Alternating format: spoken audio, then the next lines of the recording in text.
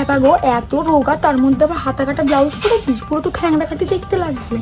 বাবা শ্রাবণী, তুমি কি মোটা হয়ে গেছে গো? পেটটা তো পুরো বাইরে ঝুলে পড়েছে, এবার একটু রোগা হও। কি বিচ্ছিরি দেখতে লাগছে। মাথা পাড়ার যে শ্যামল, ওর বউটা গিলে গিলে এরকম ঘামসি হচ্ছে, আর শ্যামল এরকম চামসুগুন হয়ে গেছে। বউটা রক্ত চুষে খাচ্ছে তো পুরো শ্যামলের। এই মিতা, তোর মেয়ের শরীরের কি ছিঁড়ি? এত রোগা কেন? কিছু খাওয়াস না নাকি ওকে? ভালো মন্দ খাওয়া, নাহলে বিয়ে হবে কি করে এরকম চেহারা ছিঁড়ি থাকলে?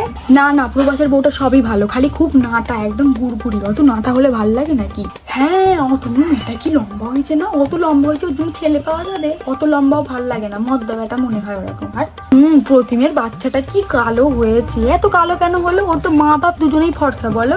মনে হয় দিদা দাদুর মতন হয়েছে, কালা কুষ্টা হয়েছে একদম বাচ্চাটা। বাবা রানী, তোর এই হাড়গুলো তো বাইরে বেরিয়ে গেছে। তো কাকতারুয়া লাগছে পুরো দেখতে। মামনের মেয়ে যা কালো, ওর বিয়ে হওয়া মুশকিল আছে। কে অত কালো মেয়েকে বিয়ে করবে? আমি তো আমার ছেলের বউ ওরকম কোনো কালো মেয়েকে আনবো না। বাবা, বৌমা একটু ফর্সা টুকটুক হবে, তবে না ভালো লাগে।